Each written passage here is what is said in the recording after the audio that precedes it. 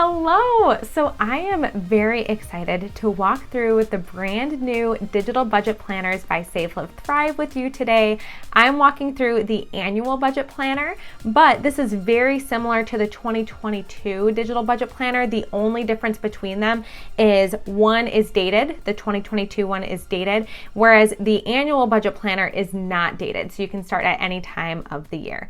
So I'm going to walk you through what the entire process of accessing this planner looks like. If you would like to use a digital planner, one thing to keep in mind is that you do have to have some type of tablet with an app that is any PDF editor like GoodNotes. So I'm using GoodNotes 5, Notability, Acrobat, etc.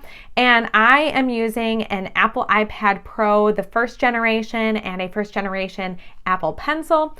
It's old, but it still works totally fine. So if it's not broke, there's no need to fix it yet, am I right? So I'm gonna walk you through what the process looks like from when you purchase the planner, you are taken to checkout, and how you can access and then start using it. So when you purchase the budgeting planner, you're going to be given a link to this Google Drive folder where you're going to have your PDF document for the budget planner, whether it's the 2022 version or the undated annual. And you're also going to have links to these different sticker documents as well, these sticker pages that you can use. So when you're in this Google Drive folder, you're going to click those three dots and then you're going to select Open In.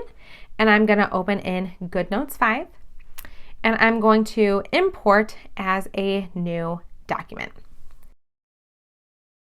Okay, so here is our front page, and one of the big reasons that I wanted to design a digital planner for you is so that you have one place where you can plan your day-to-day life and activities and keep track of your personal finances. Because one thing that I very frequently hear my clients talk about is how overwhelming it can feel to keep track of everything when you have all of these different apps and folders and files that you're just trying to keep track of. So I wanted to create this resource so that you can have all of that in one place.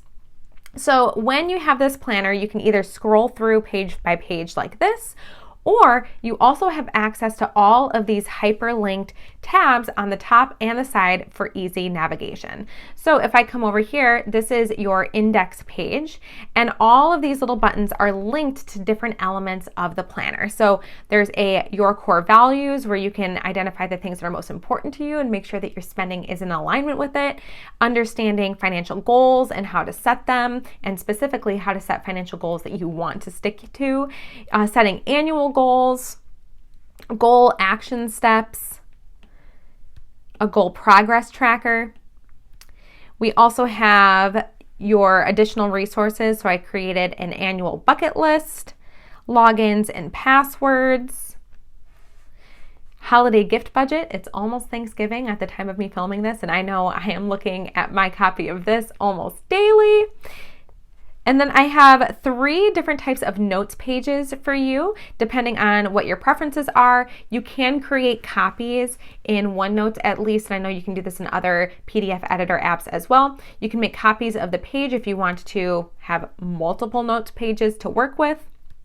And then there's also 5 blank tabs that you can work from as well if you want to add additional inserts and things like that to really start customizing your planner.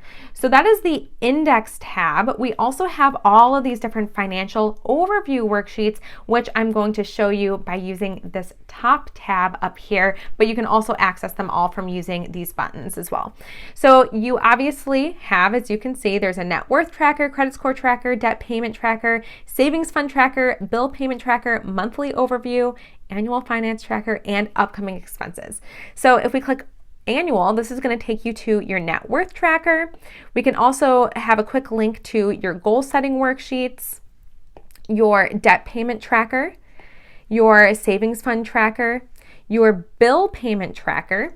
This is something that I know when I've given similar worksheets to my clients, they have loved seeing all of their bills, their amounts, and the due dates in one place and really keep track of when they've made those payments throughout the year. And then again, those additional resources that I shared with you. And some additional documents that aren't linked up here, but they're in the index, is the monthly overview. And we can think of this document almost as your monthly financial to-do list. So if there are debt payments that you want to make, you can kind of check off when you've made them throughout the month. You can also plan if there are any irregular expenses coming up, like let's say a vacation and you want to be saving for that for a couple of months. You can add that savings amount to your monthly overview. Or if it's just irregular expenses, like a car payment premium, for example, where you only pay it every 6 months, you could keep track of that here as well, and also in your bill payment tracker too, if you wanted to, for something like the auto insurance premium. So that's the monthly overview. Then you have your annual finance tracker, which this is basically a zoomed out, boiled down version of what is your money doing from month to month. So you can write down your income, your expenses, the net total between them. You can take some notes to kind of reflect on those numbers. And then I also have a upcoming expenses document for you also, where you can keep track of those irregular types of expenses, those big purchases. Maybe you need to create sinking funds for them and so forth. You can kind of keep track of that all on this page. So that is the quick rundown of all of the top tab buttons. Now, all of these side tabs are linked to different month documents as well. So January, February, if we come down to December, for example, but I'm going to start in January. And when you get to this month's kind of home page, you have access to all of these different linked buttons here as well. So there's the January overview. This is your monthly planning document. We're going to come back to that. You have a monthly budget page where you can plan what you want your money to do at the beginning of the month. We also have weekly planning pages, and this is where you're going to write out all of your different tasks and commitments and things that can come up. Then we also have a weekly review sheet where you can just reflect on how the week went. You can set intentions for the following week. You can do an overview of your spending for that week. You can rate how the week did, and so forth. And you can also access that if you come to your weekly planning version. You can also quickly link to that at the bottom of your weekly planning page. So I'm going to go back to January's homepage view. Now we have 5 different weeks included for each month of the planning and the review documents, but then we also have 3 different transaction trackers, spending tracker pages. And I've broken these down into your 3 primary spending categories. So there's the necessities, which is like your food, housing, transportation, utilities, etc. Then there's a goals document. So this would be the spending or the money that you're sending towards your debt payments or your sinking funds or your investment contributions. This is where you would track the spending there. And then your wants, this would be things like restaurants, shopping, recreational, personal expenses, things like that. And then at the end of the month, and I'm going to access this from this link to begin with, then at the end of the month, you have your monthly review. So then you can take your different categories, total them up. You can see how the planned version in your budget compares against what you actually spent. You can do some reflections. There's also room for highlights, what you feel grateful for, the biggest lessons that you've taken away with from that month, what you want to improve upon. You can rate the month and then set priorities for the following month. So and before I continue on, one thing that I really like about this is giving that pause of thinking through what you want the next month to look like. So you can be really intentional with what your money is doing and set those priorities before that next month even begins. So as you kind of got a sneak peek or a glimpse into as well, these little tabs up here, these little buttons, these are all linked to different parts of that particular month that you're navigating. So this can take you to your January transactions, quick link to January's budget, the January at a glance page, the January review. And if we go back to the January at a glance, all of these weekly tabs are linked as well. So you can navigate to these different pages in multiple different ways, whether you want to go from the home page. Let's say you want to navigate to different weekly review pages here. You can also scroll back to see that corresponding planning page. You can click on to the weekly review. So there's lots of different options to quickly navigate throughout each of these months. And this is applicable for all of the different monthly tabs in this planner. So when you do purchase this planner, there is also, starting in January, going to be budgeting training videos through my course, my online course platform, that is going to walk through different concepts and things to keep in mind when using these digital planners.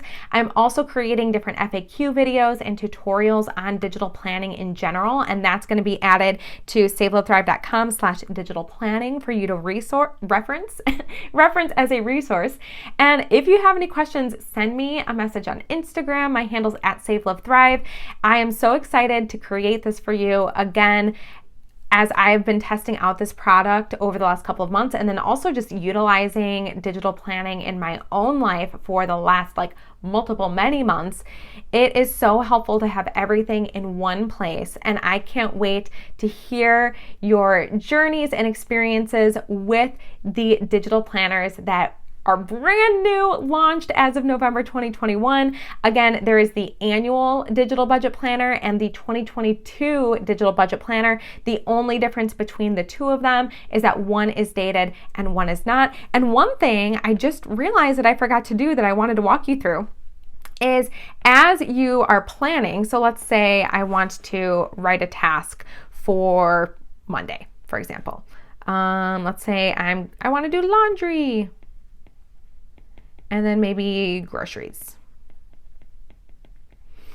When you have access to those bonus digital stickers that are in that Google Drive folder that you have access to as well, you have all these different stickers that you can use to decorate and customize your digital planner. So what I'm going to do, I'm going to click crop, and I'm going to pick a sticker that kind of matches my activities. So let's say I really need to do laundry. I'm going to give myself some exclamation marks here.